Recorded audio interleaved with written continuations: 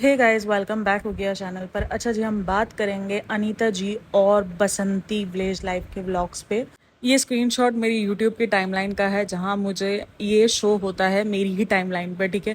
क्योंकि मुझे पता है मेरी इस वीडियो के बाद बहुत सारे आ जाएंगे, क्योंकि जब मैंने उसको सर्च किया ना कि ये क्या पूरा मैटर है, जाहिर सी बात है मुझे नहीं पता था। मेरे पास ये वीडियो जो है वो ओपन हुई जहाँ पर वो बता रही थी मेरे कपड़े फाड़े गए ये सब कुछ, और मैंने ये सब कुछ नहीं कहा गया, ये वाली वो वीडियो थी।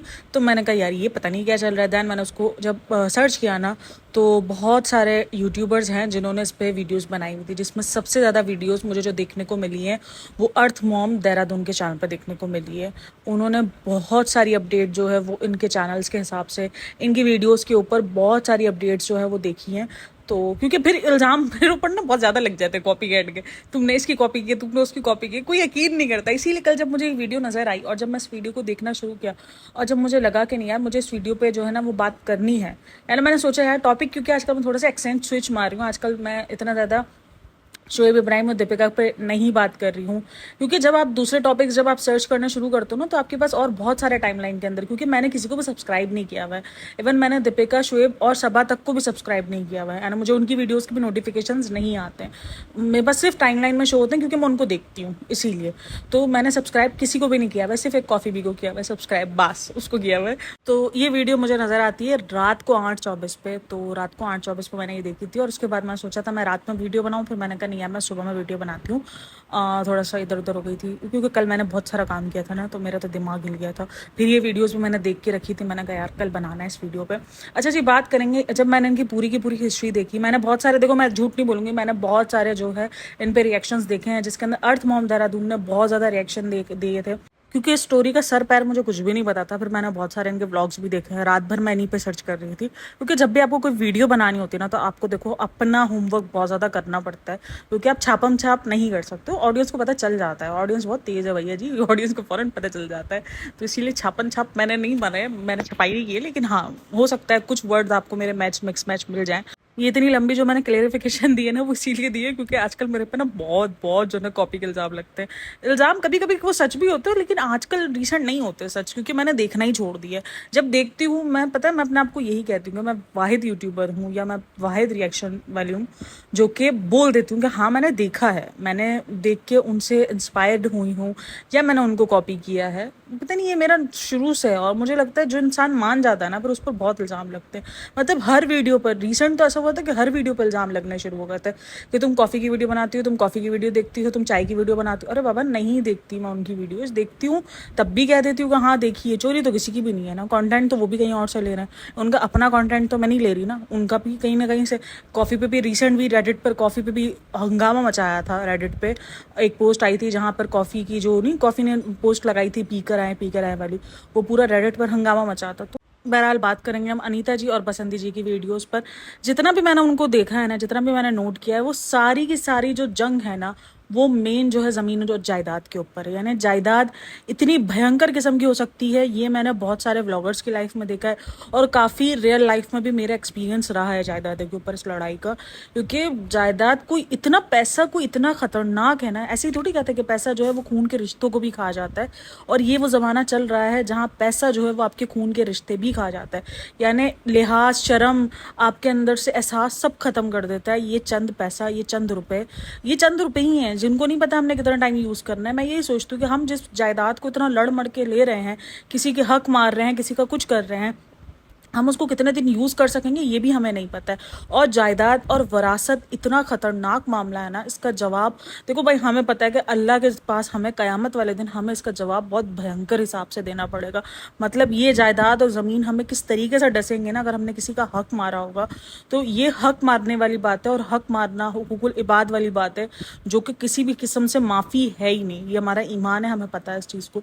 तो मैं यही देख रही हूँ, इतनी कोई जंग है, यानी सगे भाई आपस में दुश्मन बन चुके, एक दूसरे पर इल्ज़ाम तराशिया। जो दो, चलो वो मैं बोलती हूँ, चलो वो दो भाभियाँ हैं जो भी हैं आपस में जो लड़ रही हैं, ये अनीता और बसंती, लेकिन जो उसमें उनके बाप का रोल जो इस टाइम पर अदा कर रहा है, उससे भी ये लोग किसी, मतलब वो भी सिर्फ इसलिए ज़रूरी हो गया है उनके लिए क्योंकि वो उसके पास ज़मीन और जायदाद है, वरना उसको कोई नहीं पूछ रहा है। इवन मैंने अनीता जी की बहुत सारी वीडियोज़ देखी, जब मैंने बहुत सारे रिएक्शंस देखे, वहाँ पर यही बात थी कि अनीता के पास जब उसकी सास थी तो उसने उसको कमरे में बंद कर दिया था 7-8 दिन, और वो उसी उसमें डेथ में चली गई। देन उसके बाद जो है उसके जो ससुर है उसने बोला कि नहीं मैं बसंती के पास रहूँगा, मुझे ऐसी मौत नहीं मरनी है। मतलब ससुर ही होते हैं ना, हाँ बसंती के पास रहूँगा और मुझे ऐसी मौत नहीं मरनी। कहीं भी अगर मैं गलत हूँ तो प्लीज़ मुझे करेक्ट कर दीजिएगा, क्योंकि मैंने अभी रिसेंट ही उन पर काम करना शुरू किया, तो मुझे आइडिया नहीं है और मुझे ये भी आइडिया नहीं है मुझे इस वीडियो पे क्या रिएक्शन मिलने वाला है।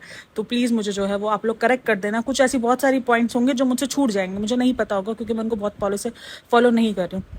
अब जो बसंती के हस्बैंड है ना, वो उनकी डेथ हो गई है। आई थिंक कुछ टाइम पहले ही डेथ हुई है, उनकी डेथ हुई है नशे में। और आई थिंक कुछ उनके ऊपर भी मर्डर वर्डर का कुछ सीन हुआ है, जिसके बाद उनका पोस्टमार्टम भी हुआ है। उनकी पूरी पुलिस जो है वो कंप्लेन भी लिखी गई थी, हर चीज़ हुई थी। मर्डर हुआ है, अब कैसे हुआ है कैसे नहीं हुआ ये मुझे कमेंट में बताना। ये मैंने सर्च किया लेकिन मुझे वो वीडियो मिली नहीं सही से, तो मुझे आइडिया नहीं है। लेकिन हाँ इतना मैंने सुना था, इतना मैंने देखा था कि उनका जो है पोस्टमार्टम भी हुआ था। तो पोस्टमार्टम उसी वक्त होता है जब खच्चा हो कि कत्ल हुआ उस चीज़ का, ठीक है। या तो उस बंदे ने सुसाइड की हो या तो उस बंदे का कत्ल हुआ।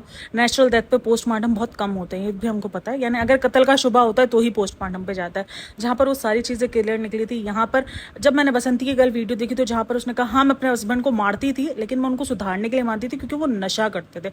अब नशा करने के पीछे पूरी एक राम कथा थी, जो ये थी कि इन दोनों भाइयों ने कोई जगह पे काम करना स्टार्ट किया था, इन्हें कोई ढाबा वाबा बनाया था, उस ढाबे पे काम करना स्टार्ट किया था। जिसके बाद जो लाला जी है, जो अनीता जी के हस्बैंड है, उन्होंने उस चीज़ को सब कुछ घेर लिया अपने पास और दीपक को उस चीज़ का बहुत सदमा लगा और उसने सदमे के चक्कर में पीना शुरू कर दिया। क्योंकि काफ़ी लोगों का होता है जब भी उन पर कोई परेशानियां होती है ना, तो वो सिगरेट हो गई, नशा हो गया, उन सब चीज़ों में लग जाते हैं। पता नहीं क्या रिलीफ मिलता है लेकिन मिलता है।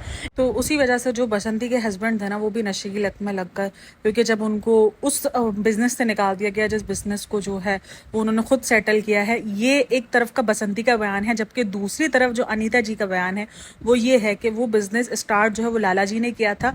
जस्ट कुछ दिन के लिए उनके देवर आए थे और उनके देवर ने उस बिजनेस को संभाला। उसके बाद वो उस बिजनेस पे अपना हक जमा रहे हैं और अपने हक जमाने की बातें कर रहे हैं। ये अनीता जी का बयान है। इसके बाद उन्होंने एफआईआर्स वगैरह की हुई हैं। उस एफआईआर में जो सबसे मेन, जो कल मैंने जो देखा ना, जो मेन जो देखा वो कपड़े फाड़ने वाला सीन, उन्होंने एफआईआर में ये लिखवाया है कि मेरे कपड़े जो है बसंती के भाई और उनके साथ जो गुंडे आए थे उन्होंने फाड़े हैं।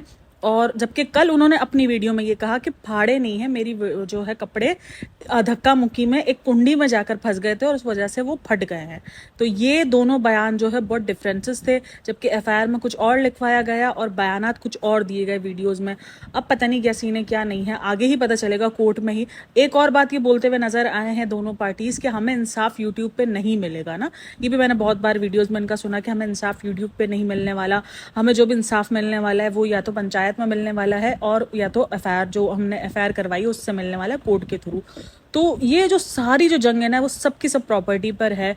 और बसंती का ये कहना है कि अगर हम लोग गए हैं मार पिटाई करने के लिए तो इन्होंने अपने घर में सीसीटीवी कैमरा लगाया हुआ, तो वो सीसीटीवी कैमरे की फुटेज जो है वो क्यों नहीं दिखाते। तो या वो दिखा सकते हैं फुटेज। अब काफ़ी लोगों का नीचे कमेंट सेक्शन में मैंने जब रीड किया तो वहाँ पर है कि आपको यहाँ पर इंसाफ नहीं मिलेगा, ये नहीं। देखो यहाँ पर इंसाफ तो नहीं मिल सकता, यूट्यूब पर कभी किसी को इंसाफ नहीं मिले। यूट्यूब पर जब आपने शेयर किया है तो फिर अब यूट्यूब की जो ऑडियंस है वो चाहेगी कि आप सब कुछ शेयर करो ना। अब जो भी हो रहा है, जो भी चल रहा है, आपको शेयर करना पड़ेगा। इवन बसंती ने जो है ये भी कहा कि जो दोनों तीनों नंदे इसकी आई हुई हैं, वो तीनों नंदे आखिर अनीता जी के साथ रहती है, जो कि उसके साथ इतना गलत व्यवहार करती है, हाँ गलत व्यवहार वगैरह करती है। मैं उनको इतना अच्छे से रखती हूँ लेकिन वो फिर भी वहाँ जाके रह रही हैं, उन्हीं का साथ दे रही हैं। और ये मतलब एक फैमिली पॉलिटिक्स यहाँ पे पूरा का पूरा जो मैंने वीडियोस इनकी देखी ना, सिर्फ फैमिली पॉलिटिक्स है, जो कि एक जंग है, एक ज़मीन जायदाद के लिए जंग है। क्योंकि ज़मीन, काफ़ी लोग बोलते हैं यार इतनी सी ज़मीन है, इतनी सी ज़मीन नहीं होती, गाँव की ज़मीन है भाई बहुत ज़्यादा होती है। मतलब मुझे पता चला एक बिकर जो ना, आई थिंक एक बिकर जो होता है वो तकरीबन कुछ मरले के हिसाब से होता है, बहुत बड़ी बड़ी ज़मीनें होती हैं। तो इस ज़मीन जायदाद की जंग हमेशा, क्योंकि ये ज़मीनें करोड़ों की होती हैं, हमें शायद अंदाज़ा भी नहीं होता है। हमारे हिसाब से हमें लग रहा होता है यार क्या ज़मीन इतनी सी तो है, लेकिन ये करोड़ों की ज़मीनें होती है तभी इतनी जंगें होती हैं। और यहाँ पर तो फिर भी करोड़ों का सवाल है। वहाँ पे मैंने तो ऐसे भी हादसा देखे और ऐसी भी दुनिया देखी है जहाँ पर कुछ चंद रुपयों के लिए भी जो है लोगों को खून कर दिया जाता है। लोग अपने ही सगे खून जो है उस खून के प्यासे बन जाते हैं। ये इस दुनिया की बहुत भयंकर हकीकत है और ये पैसा बहुत ही खतरनाक है। तो ये पूरा का पूरा सिनेरियो है। अभी बहुत सारी चीज़ें हैं जो मिस हैं मुझसे, कमेंट में आप बताना कि और क्या क्या सीन है। एफआईआर्स हुई हुई हैं दोनों तरफ से, उसका अलग बयान आता है, उसका अलग बयान आता है। अब मेरी तरफ से जितना मैंने उन दोनों को देखा है ना, तो देखो, मुझे अनीता की भी कुछ बातें ठीक लगी हैं, देन मुझे बसंती की काफ़ी सारी बातें ठीक लगी हैं कि उसका जो प्रूफ वाला बात है, मैंने उसके भाई की भी वीडियोस देखी हैं, उसका भाई भी उसके सपोर्ट में बोल रहा है। उसके भाई ने भी ये कहा है कि उसके पास तो बोलने को 3 नंदे हैं, इसके पास तो अकेला कोई नहीं है, इसका तो हस्बैंड भी नहीं है, तो ये सब कुछ है। देन इसके ससुर इसके पास है, तो वो भी एक पॉइंट इसके पास है कि अगर ये बंदी अच्छी ना होती तो जब उसका बेटा ही चला गया है तो रिश्ते खुद ही खत्म हो जाते हैं ना। तो वो अब भी क्यों यहाँ पर रह रहे हैं इसके पास, बसंती के पास? वो चाहते तो वो अनीता जी और उसके लाला जी के पास जाके रह सकते थे। उनका ही जो है वो बोलते कि अब तो मेरा वही बेटा जिंदा है, मैं उसके साथ जाके अपना टाइम स्पेंड करूं।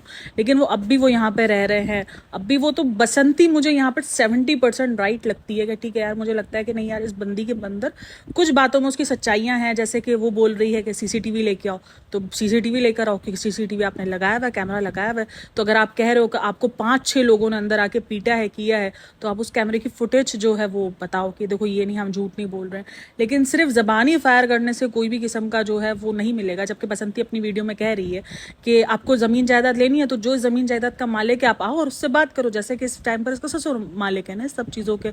तो मैं एक चीज़ यही सोच रही हूँ कि अगर ये बगैर जायदादों के अभी ये इतना हाल है इसके ससुर की ज़िंदगी में, अगर उनकी आंख अल्लाह न करे बंद हो जाती है तो ये लोग कितना लड़ने वाले हैं। मतलब एक तो सोशल मीडिया पे ये सब कुछ लेके आए, तो सोशल मीडिया ने तो वैसे ही गंदा किया हुआ है। यानी सोशल मीडिया जब आपकी एक फैमिली प्रॉब्लम नॉर्मल होती है ना, अगर वो फैमिली प्रॉब्लम आपने सोशल मीडिया पे अपलोड कर दी ना, वो बहुत बड़ी बन जाती है, क्योंकि बहुत सारे लोगों के थॉट्स मिलने शुरू हो जाते हैं ना। तो वो अगर आप कमेंट्स भी रीड करो तो आपका दिमाग बहुत सारी चीज़ों में घूमना शुरू हो जाता है। बहुत सारे पॉइंट्स जो आप शायद नहीं कलेक्ट कर पाते हो, लेकिन दूसरे कलेक्ट करके आपको बताते हैं कि यार इसने तो ये बोला था, इसने तो ये किया था। तो ये एक बहुत भयंकर किस्म का फैमिली पॉलिटिक्स बन जाता है, और वही पूरा का पूरा फैमिली पॉलिटिक्स इनके घर में देखने को मिल रहा है। और बहुत ज़्यादा एक दूसरे पर इल्ज़ाम तराशियाँ हैं। बहुत बार वीडियोज़ है ना, दिन में 2-2 वीडियोज़ भी मैंने देखी हुई हैं। एक दिन में इनके पास 2-2 वीडियोज़ आई हुई हैं जहाँ पर इसी केस को लेकर, इसी जायदाद को लेकर, लेकिन मेन मुद्दा जो है ना वो इनकी ज़िंदगी का जायदाद ही है। यानी मुझे लगा शायद कोई और मकसद भी हो सकता है, लेकिन मेन जो पूरा का पूरा मकसद है वो जायदाद है। और एक दीपक के मौत के ऊपर बार बार बात की जाती है कि इसकी मौत कैसे हुई, इसको मारती थी इसकी बीवी, ये वो। और बसंती ने वहाँ पे एक्सेप्ट भी किया है कि हाँ मैंने उसको मारा है, लेकिन मैंने उसको सही करने के लिए मारा है। यानी मैंने उसको कुछ जान से नहीं मारा है, मैं उसको हाथ उठाती थी क्योंकि मैं उसको नशा छुड़वाने के लिए हाथ उठा रही थी। लेकिन मुझे लगता है कि जैसे हम मर्दों के खिलाफ जाते हैं कि उसको हक नहीं है औरत को हाथ उठाने का, तो ऐसा मुझे लगता है औरत को भी हक नहीं है भाई मर्द पे हाथ उठाने का। तो हाथ उठाने का तो हक बनता ही नहीं है, चाहे आप औरत हो चाहे आप मर्द हो। तो ये थोड़ा सा पॉइंट बनता है कि क्यों मारती थी। भाई इलाज होता है, मारा मारी से तो कुछ भी नहीं होता ना। आप उनका नशा केंद्र मुक्त जो होते हैं वहाँ पर आप उनका इलाज करवा सकते हो। अब मुझे नहीं पता कि इलाज करवाया नहीं करवाया, लेकिन मेरे एक थॉट्स है। लेकिन मुझे कमेंट सेक्शन में आप लोग लाजमी बताना कि पूरी की पूरी स्टोरी और अगर इस चीज़ में और क्या क्या इंक्लूड है, क्योंकि मैंने जितना भी उनको नोट किया है वो यही नोट किया है कि सिर्फ और सिर्फ जायदाद का मसला है और जायदाद का ही बंटवारा मेन मसला है कि ये इतनी जायदाद मेरी है, इतनी जायदाद। मतलब एक जायदाद पे फोकस नहीं हो पा रहा है। मतलब मैंने एक तरफ पार्टी पे सुना है जहाँ एक बंदी बोल रही है कि जायदाद का हिस्सा हो चुका है, दूसरी बंदी बोल रही है जायदाद का हिस्सा नहीं हुआ है। तो ये भी एक थोड़ा सा समझ से बाहर है कि क्या है क्या नहीं है। तो कमेंट सेक्शन में आप लाजमी बताना मुझे कि और कौन कौन सा पॉइंट्स इनके साथ जुड़े हुए हैं। मैं फ़िलहाल तो जो है ढूंढ रही हूँ और देख रही हूँ। वीडियो अच्छी लगी हो तो लाइक शेयर एंड सब्सक्राइब करना लाजमी बनता है। और अगर वीडियो पे नए हो तो चैनल को सब्सक्राइब करके जाना, ऐसे ना जाना। बाय बाय, टेक केयर, अल्लाह हाफ़िज़।